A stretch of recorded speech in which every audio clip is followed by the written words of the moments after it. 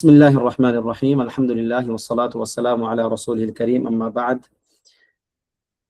اللهم لا سهل إلا ما جعلته سهلا وأنت تجعل الحزن إذا شئت سهلا আল্লাহ তাআলার নিকট আমরা প্রশংসা জ্ঞাপন করছি যিনি আমাদেরকে রমাদান মাস পাইয়ে দিয়েছিলেন অত্যন্ত করুণা করে। এরপর তার জন্য আরো প্রশংসা করছি যিনি আমাদেরকে রমাদান মাস যেভাবে তিনি চেয়েছেন আমাদের জন্য তিনি যতটুকু লিখে রেখেছিলেন ততটুকু আমরা আমল করতে পেরেছি, আলহামদুলিল্লাহ। এরপর আবারও শুকরিয়া জ্ঞাপন করছি, অসংখ্য শুকর, যিনি আমাদেরকে রমাদানের পরেও রমাদান নিয়ে কথা বলার সুযোগ করে দিচ্ছেন। কেননা যে কোনো ইবাদা যখন শেষ হয়ে যায় তখন মানুষের স্বাভাবিকভাবেই মানসিকতাও কিছুটা পরিবর্তন হয়। একটা ইবাদা করার সময় এবং ইবাদাটা করার পরে দুইটা অবস্থায় মানুষের মানসিকতা একই রকম থাকে না। তবে আল্লাহ সুবহানাহু ওয়া তাআলা যাদেরকে দয়া করেন, করুণা করেন, যাদের জন্য তিনি সহজ করে দেন, তাদের জন্য এই কাজটাও সহজ হয়ে যায়। তো আল্লাহ সুবহানাহু ওয়া তাআলা আমাদেরকে অত্যন্ত করুণা করে সর্বশেষ যে কাজ রমাদানের পরেও রমাদান নিয়ে কথা বলা, রমাদান নিয়ে চিন্তা করা, এই সুযোগ করে দিয়েছেন, আলহামদুলিল্লাহ। সালাতু সালাম বর্ষিত হোক আমাদের প্রাণপ্রিয় রাসূল মুহাম্মদ রাসূলুল্লাহ সাল্লাল্লাহু আলাইহি ওয়াসাল্লামের উপর। আল্লাহুম্মা সাল্লি ওয়া সাল্লিম ওয়া বারিক আলা নাবিয়িনা মুহাম্মদ। সম্মানিত উপস্থিতি, যেমনটা আপনারা আগেই জেনেছেন যে আমাদের আজকের যে টপিক সেটা হচ্ছে রমাদান পরবর্তী করণীয় ও বর্জনীয়, যেটি আমাদের কর্তৃপক্ষ যারা ছিলেন আয়োজনের তারা সেটাকে দিয়েছেন। রমাদান কি যেন দিয়েছিলেন শিরোনামটা? রমাদান শেষ ইবাদত নয়। রমাদান শেষ ইবাদত নয়। আসলে এই কথাগুলো আমাদের জন্য অনেক বেশি অনুপ্রেরণাদায়ী বা অনুপ্রেরণাদায়ক। কেননা আমাদেরকে একটা জিনিস মাথায় রাখতে হবে যে আল্লাহ সুবহানাহু ওয়া তাআলার নিকট সকল দিন, সকল মাসগুলোই সময়। আল্লাহ তাআলার নিকট কি ইন্না কি বলে আল্লাহ তাআলার নিকট মাস হচ্ছে 12টি, তার মধ্যে 4টি মাস হারাম। তবে যেহেতু সময় এই 12 মাসের তো একটা সময়ের অংশ, তাই কিনা? তাহলে সময় আল্লাহ তাআলার নিকট সবগুলোই সমান। তবে আল্লাহ সুবহানাহু ওয়া তাআলা বিশেষ কোনো প্রেক্ষাপটে, বিশেষ কোনো পরিবেশের আলোকে আল্লাহ তাআলা কোনো একটা সময়কে কোনো একটা সময়ের উপরে প্রাধান্য দিয়ে থাকেন। তবে আনুগত্যের জন্য সকল সময়গুলিই সমান। আনুগত্যের জন্য আল্লাহ সুবহানাহু ওয়া তাআলার আনুগত্য করার জন্য, তার মাসিয়াত থেকে বেঁচে থাকার জন্য সকল দিনগুলোই সমান। অর্থাৎ ব্যাপারটা এমন নয় যে আপনি রমাদানে আমল করবেন, অন্য মাসে আমল করবেন না। রমাদানে মন্দ কাজ থেকে বিরত থাকবেন, অন্য মাসে মন্দ কাজ থেকে বিরত থাকবেন না, ব্যাপারটা এমন নয়। বরং আনুগত্য করা এবং তার নাফরমানি থেকে বিরত থাকা, এই ক্ষেত্রে সকল মাসগুলি সমান। তবে আল্লাহ সুবহানাহু ওয়া তাআলা করুণা করে আমাদেরকে রমাদান মাসে বিশেষ কিছু পুরস্কার দান করেন, যে জায়গায় প্রত্যেকটা আমলের সম্মান বা আজর অনেক বেশি হয়ে থাকে। তো আজকে আমাদের যে আলোচনার বিষয় রমাদান পরবর্তী করণীয় ও বর্জনীয়, এই আলোচনায় সর্বপ্রথম আমি যে পয়েন্ট আপনাদেরকে উল্লেখ করতে চাই তা হচ্ছে সবর। তা হচ্ছে কি? সবর। সবর এমন একটা জিনিস যেটা শরীয়তের এমন কোনো বিধান নাই যে বিধানের সঙ্গে সবরের সম্পর্ক নাই। আপনি এমন একটা বিধানও খুঁজে পাবেন না যেই বিধানের সঙ্গে সবরের সম্পর্ক নাই। সবর এত একটা ব্যাপক জিনিস। তবে আমরা আজকে সবরের নির্দিষ্ট একটা টপিক নিয়ে আলোচনা করবো ইনশাল্লাহ, খুব সামান্যভাবে।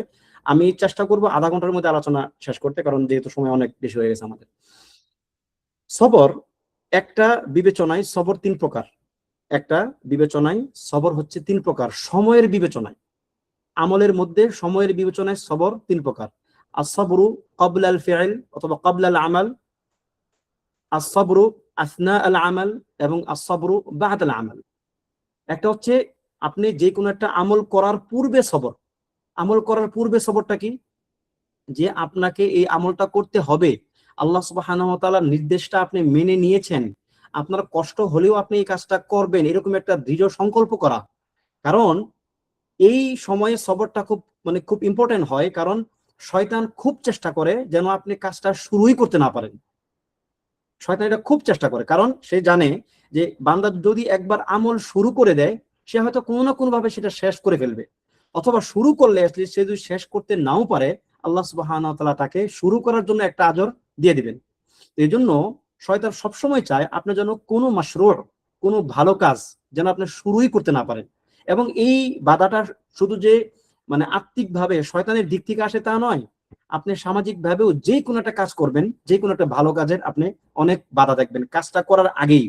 সুতরাং যে কোনো কাজ করার আগে একটা দৃঢ় সংকল্প এবং অত্যন্ত মজবুত একটা দিল দরকার। সেটাকে আমরা বলতেছি কি, as-sabru qabla al-amal। এটা আলহামদুলিল্লাহ আমরা রমাদান আসার পূর্বে আল্লাহ তাআলা আমাদেরকে সেই সবরটা দিয়েছিলেন, যে আমরা চেষ্টা করেছি রমাদান আসলে যেন আমরা পরিপূর্ণভাবে সময়টা কাজে লাগাইতে পারি। এরপর আমাদের মধ্যে রমাদান আসলো, এই তখন আমাদের সবরের দ্বিতীয় মারহালায় আমরা পৌঁছে গেলাম। তা হচ্ছে কি, as-sabru আথনা আল-আমাল। যে একটা কাজ যখন সংগঠিত হচ্ছে, আমি যখন একটা কাজ করতেছি, ওই কাজ করার মুহূর্তে, কাজ করার সময় সবর করা। এটা কি? এটা হচ্ছে কাজের মধ্যে দৃঢ় থাকা। আপনি একটা কাজ শুরু করলেন, অনেক মানুষ, কত মানুষ এরকম ছিল যারা অনেক কাজ শুরু করেছে শেষ করতে পারেনি। অনেক মানুষ ছিল এরকম, এবং আপনার সামনেও আছে অনেক মানুষ। হয়তো আপনি এরকম অনেক সময় আপনার জীবনে ঘটেছে যে আপনি একটা কাজ শুরু করেছেন কিন্তু শেষ করতে পারেননি, তৌফিক পান নাই। আপনার মানে মানে আপনার যে যে সংকল্প, যে স্পৃহা, সেটা কমে গেছে, যে কোনো কারণে আপনি সেই কাজটা করতে পারেন না। সুতরাং এই একটা কাজ যখন আপনি করার তৌফিক পেয়ে গেলেন, ওই কাজটাকে শেষ পর্যন্ত টেনে নিতে পারা, এটা হচ্ছে একটা গুরুত্বপূর্ণ সবরের অংশ। এটা হচ্ছে কি, as-sabru আথনা আল আমাল। আলহামদুলিল্লাহ আমরা সেটাও পুরো রমজান মাসটা শেষ করেছি আলহামদুলিল্লাহ। মানে আমাদের সাধ্যমতো যতটুকু আমরা পেরেছি। আমাদের রব তো অনেক মহান, তিনি অনেক কারিম, তিনি অনেক ওয়াদুদ, তিনি অনেক রহিম। তিনি আমাদের সকল এই যে যে কসুরগুলো আছে, আমরা যে অপরাধগুলো করেছি রমজানে, আল্লাহ তাআলা আমাদেরকে ক্ষমা করবেন আমরা সেই আশা করি। তবে আমরা আমাদের সাধ্যমতো চেষ্টা করেছি। তাহলে as-sabru আথনা আল আমাল আমাদের এখন শেষ, রমাদান উপলক্ষে বলতেছি আমি এটা। এবার সর্বশেষ আমরা এখন যে অবস্থানে আছি তা হচ্ছে কি, as-sabru বা'দাল আমাল। as-sabru বা'দাল আমাল। এখন একটা আমল শেষ হওয়ার পরে সবর থাকে, এটা হয়তো অনেকের কাছেই পরিচিত না। যে ভাই আমি মানে আমল করার আগে সবর ক্লিয়ার, আমল করার মাঝখানে সবর সেটাও ক্লিয়ার, কিন্তু আমল করার পরে সবরটা কি? হ্যাঁ, আমল করার পরের সবর হচ্ছে আপনি যে আমলটা ইতিমধ্যে করে ফেলেছেন, আল্লাহ তাআলা আপনাকে যে আমলটা করার তৌফিক দিয়েছেন, এই আমলটা যেন নষ্ট না হয়ে যায়, আপনাকে সেই চেষ্টা করতে হবে।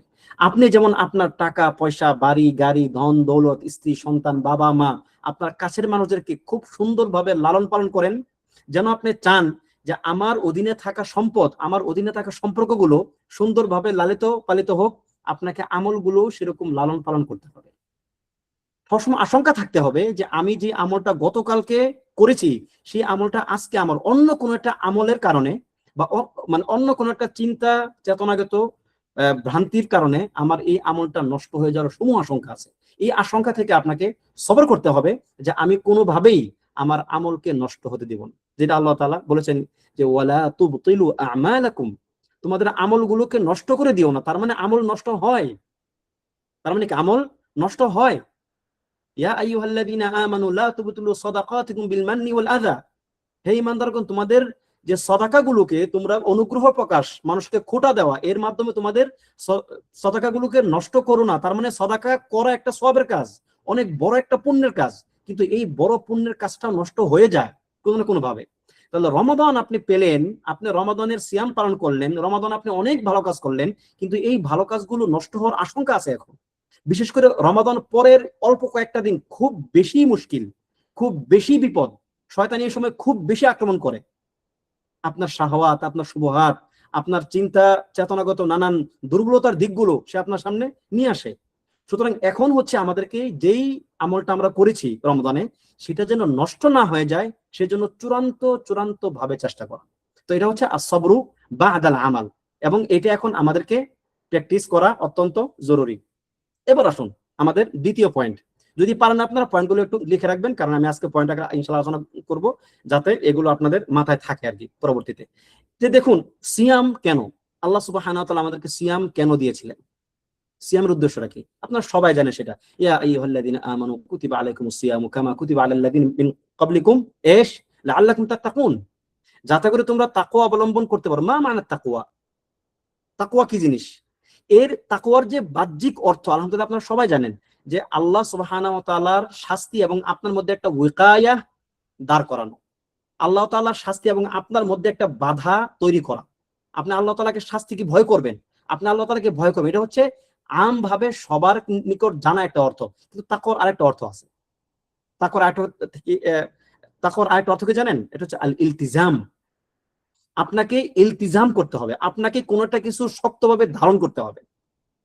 তাকওয়া কোরআনে ইলতিজাম অর্থেও আসছে, যেমন কোরআনে সূরাতু আল আনফালের মধ্যে আসছে, ফাইম্মা তাফকাফান্নাহুম ফিল হারবি ফাশাররিদ বিহিম মান খালফাহুম লাআল্লাহুম ইয়াত্তাকুন।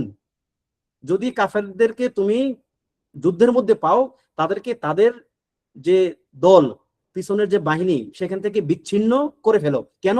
লাআল্লাহুম ইয়াত্তাকুন, যাতে করে তারা ইলতিজাম করে। কারণ এই আয়াতের আগে আসছিল কি, যে তারা চুক্তি ভঙ্গ করত। তাহলে চুক্তি ভঙ্গ না করা হচ্ছে ইলতিজাম।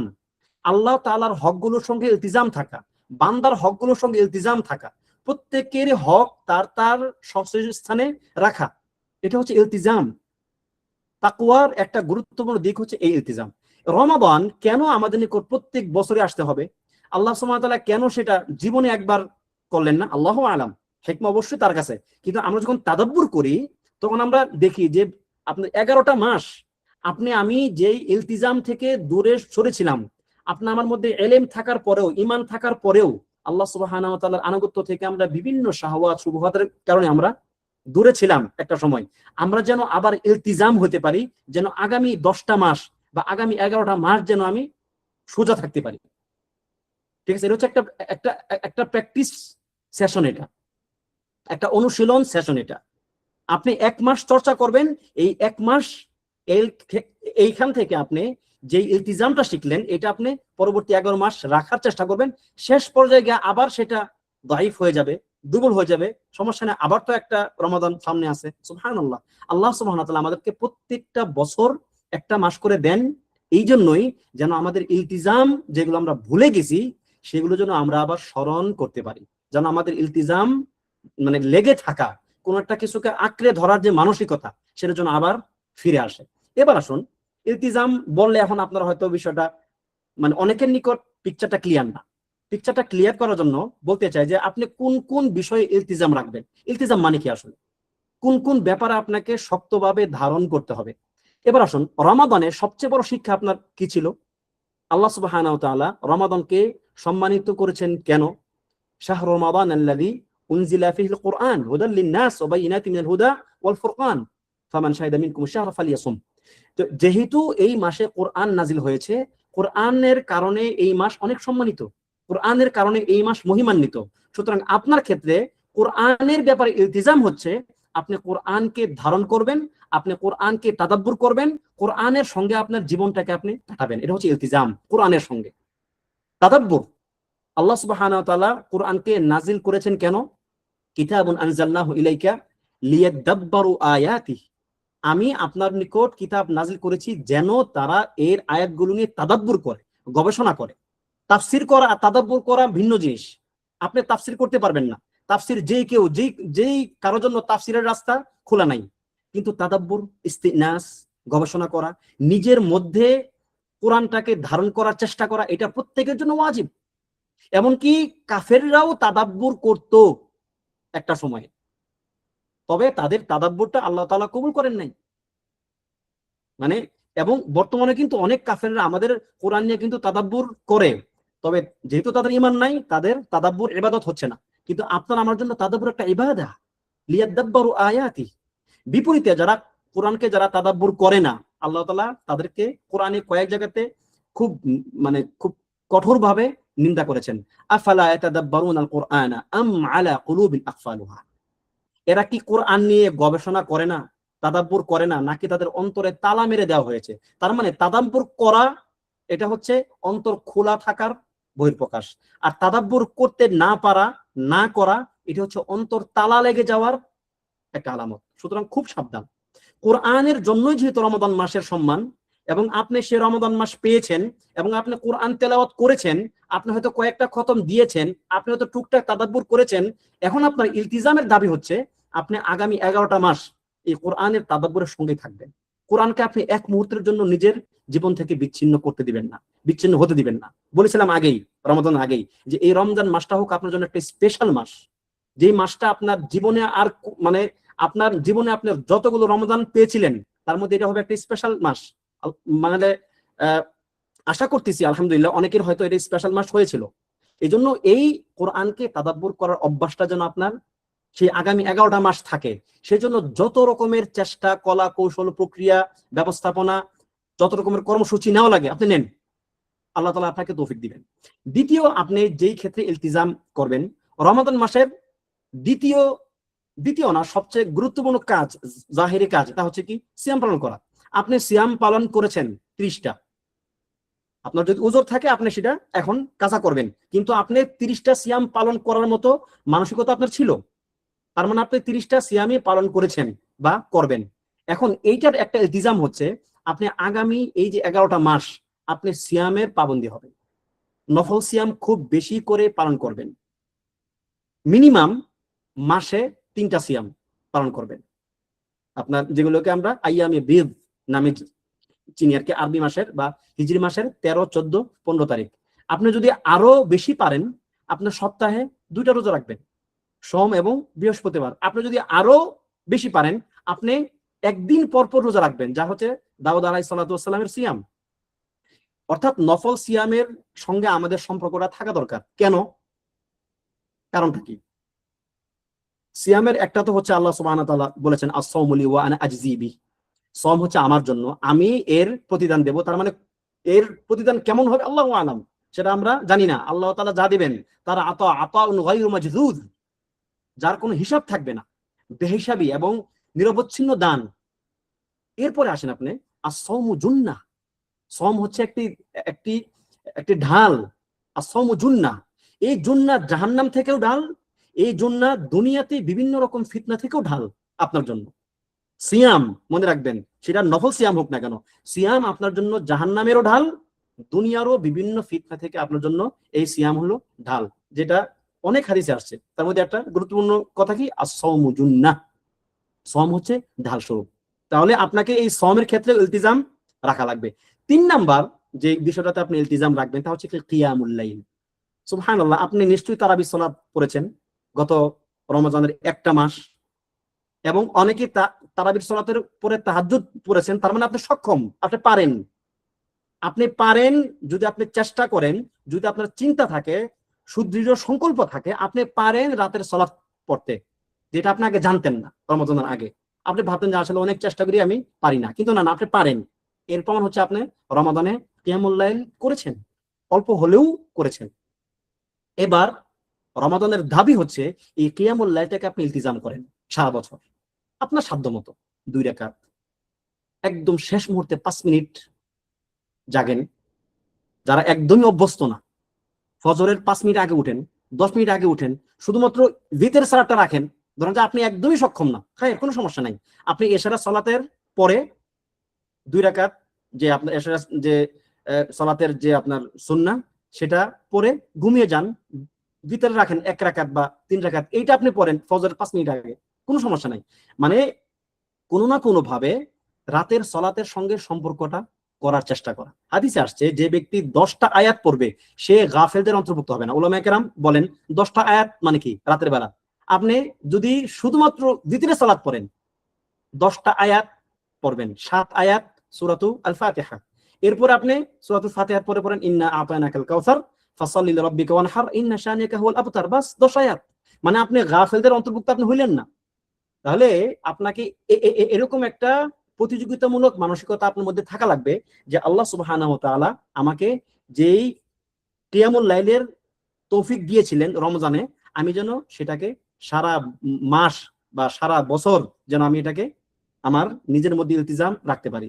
যেমন হাদিসে আসছে ওয়াস সাদাকাতু তুতফিউন নারা কামা ইউতফিউ ওয়াস সাদাকাতু তুতফিউন নার কামা ইউতফিউল মাউন নার, দুঃখিত, ওয়াস সাদাকাতু তুতফিউল খাতিআতা কামা ইউতফিউল মাউন নার, যে সাদাকা মানুষের গুনাহগুলোকে মুছে দেয় সেভাবে যেমন ভাবে পানি আগুনকে নিভিয়ে দেয়।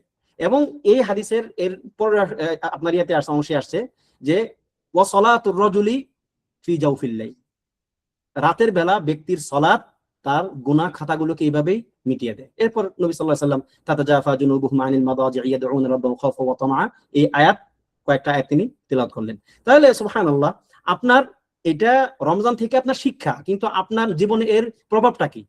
আপনি নিশ্চয়ই গুনাহ করেন, নিশ্চয়ই আমরা সবাই গুনাহগার, কুল্লু বানি আদম খাত্তা। এই গুনাহগুলোকে মিটিয়ে দিবে আমাদের এই রাতের সালাত। 1 রাকাত পড়েন, 3 রাকাত পড়েন, বাস জাস্ট আপনি ইলতিজাম করেন, আপনি অল্প আমল কন্টিনিউ করতে থাকেন। এরপর ইলতিজাম কি? রমাদান আমাদের আরেকটা গুরুত্বপূর্ণ ইলতিজাম ছিল, আমরা আমাদের জিহ্বাকে এবং লজ্জাস্থানকে হেফাজত করেছি যতটা সম্ভব, তাই কিনা? দিনের বেলা তো আপনি বৈধভাবেও আপনি আপনার যে শাহওয়াত আপনি সেটাকে ব্যবহার করতে পারেন নাই, করেন নাই। কেন? লিওয়াজহিল্লাহ, আল্লাহ তাআলার সন্তুষ্টির জন্য। তার মানে আপনি আপনার কামনা বাসনাকে নিয়ন্ত্রণ করতে পারেন, এটা আপনাকে রমজান শিখিয়েছে। এখন আপনার কাজ হচ্ছে কি, এই ইলতিজামটা বা এই কাজটাকে আপনি সারা বছর কন্টিনিউ করবেন। জিহ্বা এবং লজ্জাস্থান, দুইটা জিনিসকে আপনি নিরাপদ রাখবেন, হেফাজত রাখবেন, যেটা নবী সাল্লাল্লাহু আলাইহি সাল্লাম মানে মাশহুর হাদিসে বলেছেন, মান ইয়াদমান লি মা বাইনা লিহিয়াইহি ওয়া মা বাইনা রিজলাইহি আদমান লাহুল জান্নাহ। যে ব্যক্তি আমাকে তার 2 চোয়ালের মধ্যকার জিনিস বস্তু অর্থাৎ জিহ্বা কথা এবং 2 উরুর মধ্যবর্তী জিনিস মানে লজ্জাস্থান, এই দুইটা জিনিসের ব্যাপারে যে আমাকে জামিনদার হবে, মানে যে আমাকে নিশ্চয়তা দিবে, আমি তার জন্য জান্নাতের নিশ্চয়তা দেব। সুবহানাল্লাহ। এই দুইটা জিনিস এত মানে খুব গুরুত্বপূর্ণ দুইটা জিনিস মানে আমাদের জীবনে, যেটা মুআয বিন জাবাল রাদিয়াল্লাহু আনহুর একটা হাদিসে, বেশ লম্বা একটা হাদিসে আসছে, নবী সাল্লাল্লাহু আলাইহি ওয়াসাল্লাম একদম শেষ দিকে বলতেছেন যে আলা উখবিরুকা বিমিলাকি যালিকা কুল্লি। তিনি তাকে অনেকগুলো ভালো কাজের কথা বলছেন, অনেকগুলো জান্নাতে যাওয়ার অনেকগুলো পন্থার কথা বলেছেন। তারপর বললেন যে আমি কি তোমাকে এই এই যে এতক্ষণ যা উল্লেখ করলাম সবগুলোর একদম যে মূল বিষয়বস্তু, যে নাকি সবগুলোকেই মানে ইনক্লুড করে, এরকম একটা জিনিসকে আমি তোমাকে বলবো না? তিনি বলেন যে বালা ইয়া রাসূলুল্লাহ, হ্যাঁ অবশ্যই বলবেন। তখন তিনি ফাআখাযা বিলিসানিহি ওয়া ক্বাল কুফফা আলাইকা হাদা। তারপর তিনি তার জিহ্বাকে ধরলেন এবং বললেন যে এইটাকে তুমি নিয়ন্ত্রণ করো, মানে জিহ্বাকে নিয়ন্ত্রণ করো, কথা বলার সময় হিসাব কিতাব করে কথা বলো, তুমি কি বলতেছো সব লেখা হচ্ছে, একদম সব লেখা হচ্ছে, কোনো কিছুই বাদ যাচ্ছে না। আহসাহুল্লাহু ওয়া নাসু, তুমি কাজ করে ভুলে যাচ্ছ কিন্তু আল্লাহ সেটা লিখে রাখতেছেন।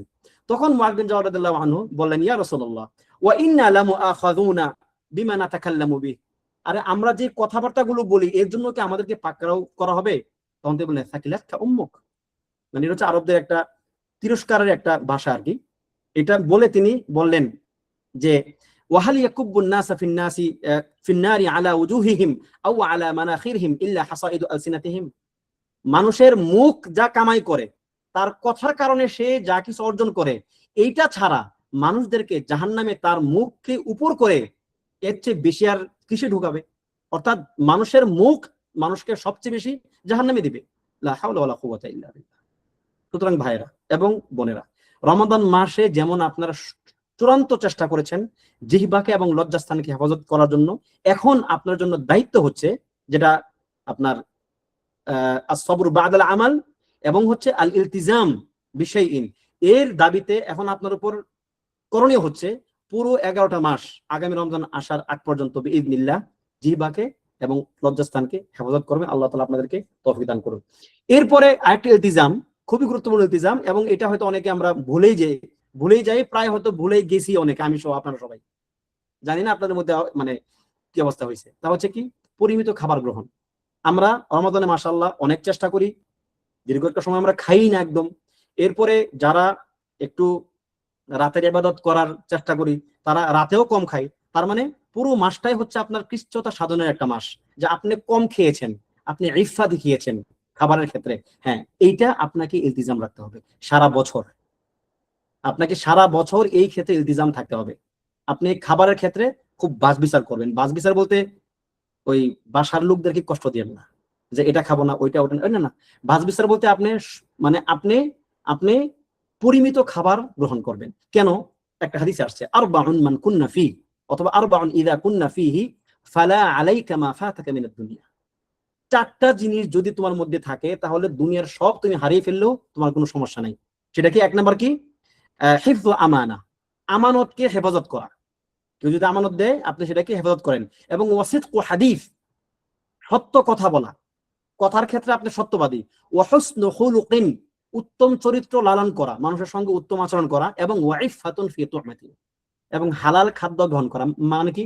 ইফার দুইটা অর্থ, একটা হচ্ছে হালাল খাদ্য গ্রহণ করা, একটা হচ্ছে পরিমিত বা অল্প খাদ্য গ্রহণ করা। আপনি যা সামনে আসে আপনি তাই খাবেন না, কোনো বাছ বিচার নেই, হালাল হারাম বাছ বিচার নাই, ক্ষতি উপকার বাছ বিচার নাই, যা সামনে পান তাই খান না। এটা মুমিনের কাজ হতে পারে না। বরং আপনার কাজ হচ্ছে আপনি বাছ বিচার করে খাবেন, আপনি আপনার প্রয়োজনীয় খাবার খাবেন। যেটা হাদিসে আসছে, আপনার আহ বুখারী মুসলিমের হাদিসে সম্ভবত, নাকি অন্য ইয়েতে একটা আসছে যে আহ বিহাসবি বিহাসবি ইবনি আদামা আকালাতিন ইউকিমনা সুলবাহ, মানে আদম সন্তানের জন্য এরকম কয়েক লুকমাই যথেষ্ট যা তার পিঠটাকে শুধু সোজা রাখে, মানে সে বেঁচে আছে। ফাইন কানা লা মুহালা, যদি একান্তই সম্ভব না হয় তাহলে কি?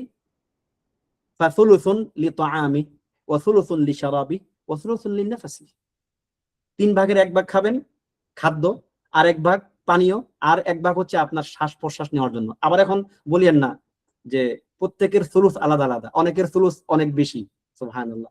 তো যাই হোক, মূল কথা হচ্ছে যে আপনি আপনার সুলুস জানেন, কতটুকু আপনার জন্য সুলুস, 3 ভাগের 1 ভাগ। আপনি এই পরিমিত খাবারের অভ্যাসটা করবেন, বিইজনিল্লাহ আপনি সুস্থ থাকবেন।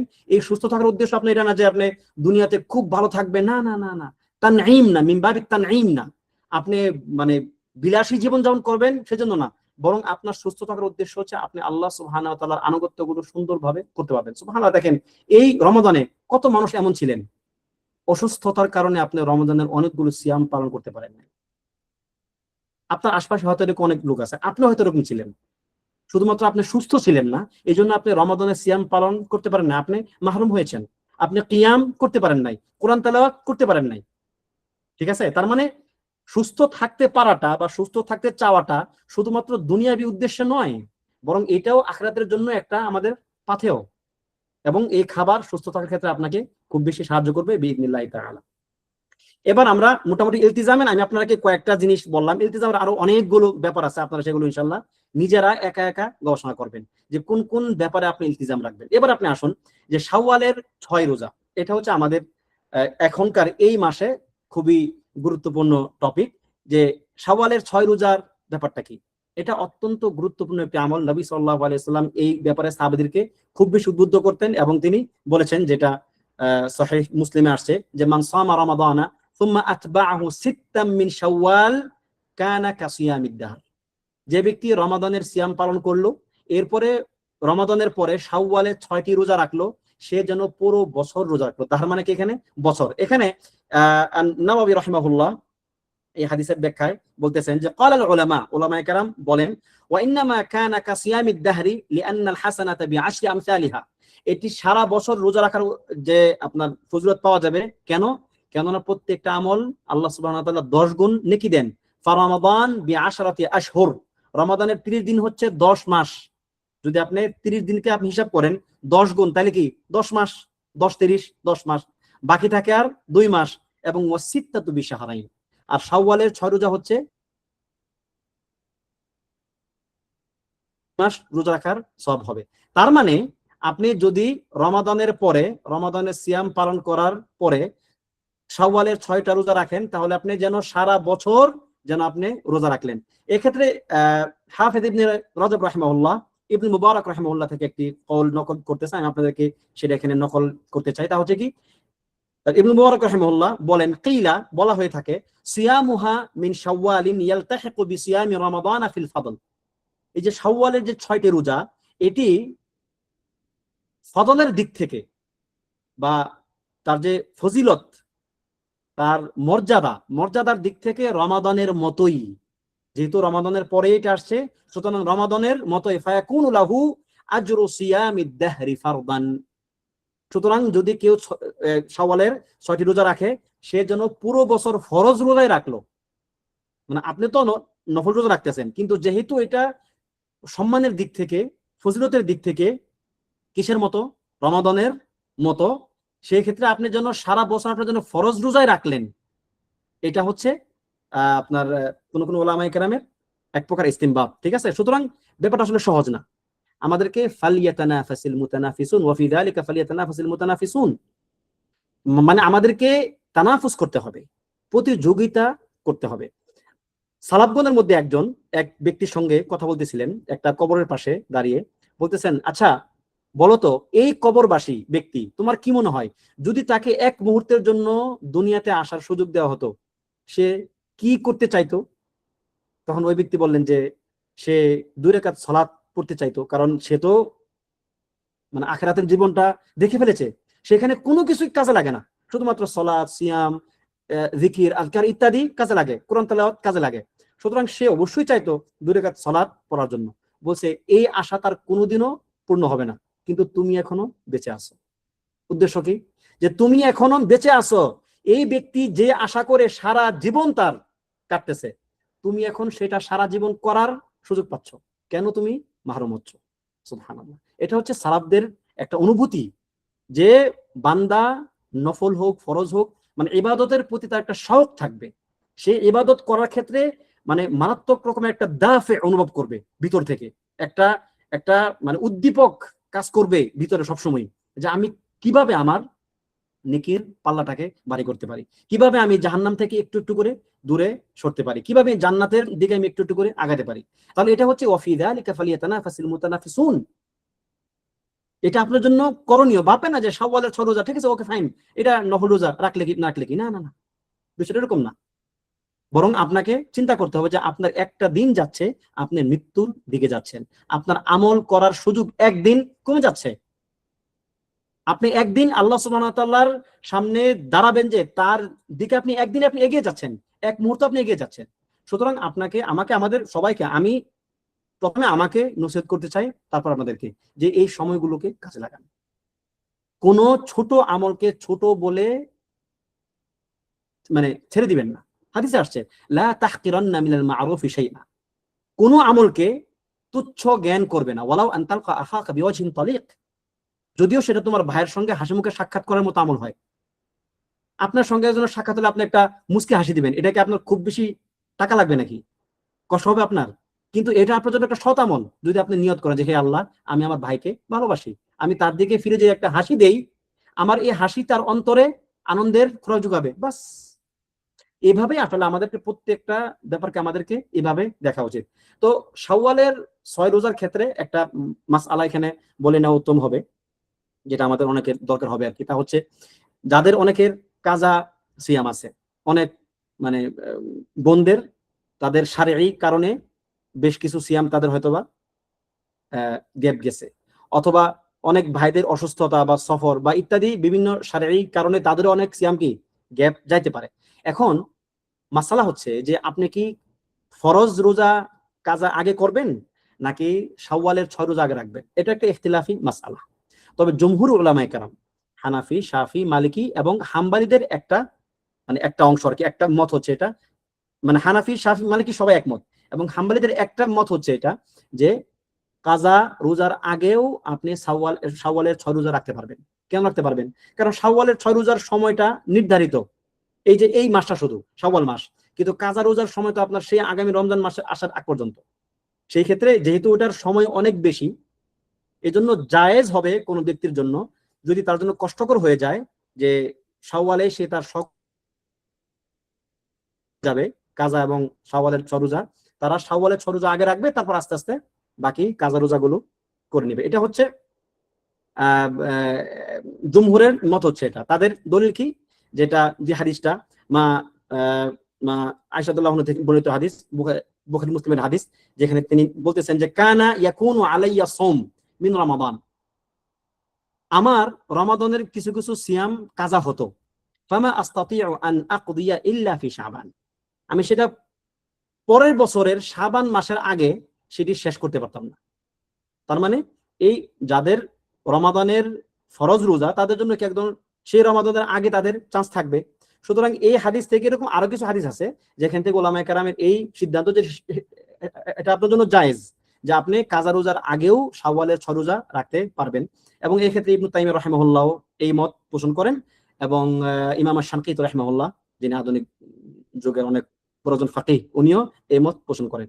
বিপরীতে আপনার শাফিদের একটা কৌল এবং হাম্বালিদের আরেকটা কৌল হচ্ছে যে না, শাওয়ালের 6 রোজা আগে রাখা যাবে না, বরং কি করতে হবে, আপনাকে কাজা রোজা আগে রাখতে মর্যাদা বেশি নফলের চেয়ে, ঠিক আছে।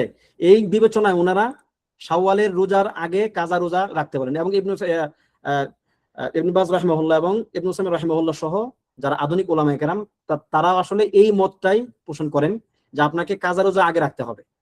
তবে মানে ওনাদের আরেকটা কৌল আছে এক্ষেত্রে, তা হচ্ছে যে যদি কেউ কাজা রোজা পালন করতে করতে তার মাস শেষ হয়ে যায়, শাওয়ালের রোজা শাওয়ালে রাখতে হবে জরুরি না, বরং এটা শাওয়ালের কথা নবী সাল্লাল্লাহু আলাইহি ওয়াসাল্লাম উল্লেখ করেছেন, কারণ শাওয়াল হচ্ছে রমজানের পরেই, কিন্তু সেটা বছরের যে কোনো সময় রাখলেই তার শাওয়ালের রোজার যে 6 রোজার যে ফজিলত সেটা কি সে পেয়ে যাবে। তবে যাই হোক, আমি ব্যক্তিগতভাবে আর কি আপনাদেরকে যেটা বলতে চাই, এবং জমহুর উলামায়ে কেরামের মতটাই আমি আপনাদেরকে বলতে চাই আর কি, যাদের সিয়াম বেশি হয়ে গেছে আর কি, যাদের কাজার সংখ্যাটা বেশি 8টা 10টা 12টা, তাদের জন্য হয়তো এই 8টা 10টা রোজা রেখে আবার 6 রোজা রাখা বেশ কঠিন হতে পারে। তো ইনশাল্লাহ আপনারা যদি না পারেন খায়ের, ইনশাল্লাহ কোনো সমস্যা নেই, আপনারা শাবানের দুঃখিত শাওয়ালের রোজা আপনারা আগে রাখেন। কিন্তু যাদের অল্প স্বল্প আছে, 2-1টা রোজা বাদ গেছে, 2-3টা রোজা বাদ গেছে, অথবা সক্ষম যে তারা আপনারা কি ফরজ রোজা আগে রাখবেন, তারপরে শাওয়ালের রোজা রাখবেন, এবং আপনারা সেগুলো এই মাসের মধ্যে রেখে শেষ করতে পারবেন, যদি সক্ষম হন তাহলে এটা উত্তম, কোনো সন্দেহ নাই যে আপনি আগে কাজা রোজা পালন করবেন ফরজটা, তারপর আপনি নফলটা নেবেন। কিন্তু যাদের যাদের সক্ষমতা একটু কম, তাদের জন্য একটা ছাড় হচ্ছে, ইনশাআল্লাহ কোনো সমস্যা নাই, আপনারা মানে যদি সম্ভব না হয় শাওয়ালের রোজাগুলো আগে রাখবেন, কারণ মাসটা সময়টা সীমিত। তাহলে আশা করি এই ক্ষেত্রে আমাদের মোটামুটি আলোচনা এখানে শেষ। সর্বশেষ একটা পয়েন্ট দিয়ে আমি আমার আলোচনা আজকে শেষ করতে চাই বিসমিল্লাহ। সময় অলরেডি আমি বেশি নিয়ে নিয়েছি, দুঃখিত। সেটা হচ্ছে আপনি আয়নার সামনে গিয়ে দাঁড়াবেন, যেটা আমাদের একজন আলেম হাফিজাহুল্লাহ তিনি বলেছেন, আমার কাছে তার কথাটা খুব সুন্দর লেগেছে।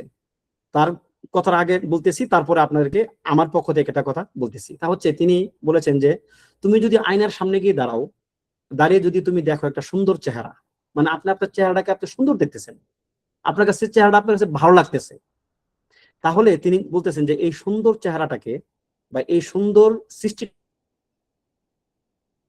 করো না, নোংরা কাজ দিয়ে, মানে কি পাপ কাজ দিয়ে তোমার এই সুন্দর চেহারাটাকে কি নষ্ট করো না।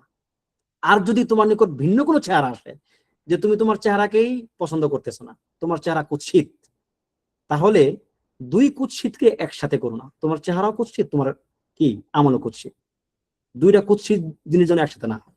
সুবহানাল্লাহ, কথা অত্যন্ত গুরুত্বপূর্ণ।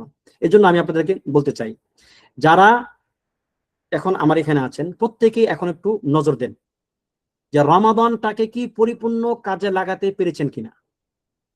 রমাদানকে যেভাবে আপনি চেয়েছিলেন সেভাবে কি আপনি রমাদান কাজে লাগাতে পেরেছেন কিনা। যদি আপনি দেখেন আলহামদুলিল্লাহ, আপনি আপনার সারা জীবনের শ্রেষ্ঠ রমাদান আপনি এটা কাটিয়েছেন, মাশাআল্লাহ, খুবই খায়ের। এবার এই সুন্দর সময়টাকে আপনি পরবর্তীতে অসুন্দর সময় দিয়ে বা নোংরা কুৎসিত আমল দিয়ে এই সময়গুলোকে নষ্ট করবেন না, ওইটাকে হেফাজত করেন। আর যদি দেখেন যে না, আসলে আপনি তেমন কিছুই করতে পারেন নাই, বরং এই রমজান ছিল আপনার জীবনের সবচেয়ে ব্যর্থ রমজানগুলোর মধ্যে একটা, বরং হয়তোবা মানে এমন হতে পারে যে সাধারণ দিনগুলোর চেয়েও খুব খারাপ কেটেছে আপনার কোনো কোনো দিন, বা কারো কারো ক্ষেত্রে পুরো মাস খারাপ কেটেছে।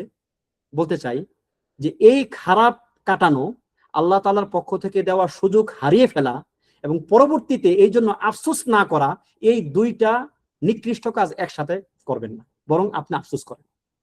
আপনার মধ্যে একটা একটা একটা অনুশোচনা নিয়ে আসেন যে হে আল্লাহ, আমি আপনার দেওয়া সুযোগ কাজে লাগাতে পারি নাই। আপনার নবীর মাধ্যমে আপনি আমাদেরকে জানিয়েছিলেন যে নবী সাল্লাল্লাহু আলাইহি সাল্লাম দোয়া করেছেন আমিন, যে ব্যক্তি রমাদান মাস পেল এবং তাকে ক্ষমা করা হলো না, সে আল্লাহ তাআলার রহমত থেকে দূর হয়ে যাক। তিনি বললেন আমিন মাআযাল্লাহ, হে আল্লাহ, আমি রমাদানকে কাজে লাগাতে পারি নাই। আমার মানে ভিতর থেকে এরকম ইয়াকিন আসে না যে আমি আপনার কাছ থেকে পরিপূর্ণ ক্ষমা পেয়েছি। এটা আপনার প্রতি আমার খারাপ ধারণা থেকে নয়, বরং আমার প্রতি আমার যে মানে নিচু ধারণা, আমি যে কত নিচু মানুষ, মানে কত নিকৃষ্ট একটা প্রাণী আমি, জীব আমি, এইখান থেকে বলতে চাই যে আমার মধ্যে সেরকম বিশ্বাস আসে না আল্লাহ। সুতরাং আপনি আমাকে এখন অনুশোচনা করতে দেন, আপনি আমাকে এই সময়গুলোর তাওয়ীদ করে দেন, আগামী এই যে আপনার পুরো বছরটা 11টা মাস যেন আমি তাওয়ীদ করতে পারি যতটুকু সম্ভব। এই যে একটা অনুভূতি বা যে একটা দৃষ্টিভঙ্গি, সেটা আপনার আমার সবার মধ্যে থাকা উচিত।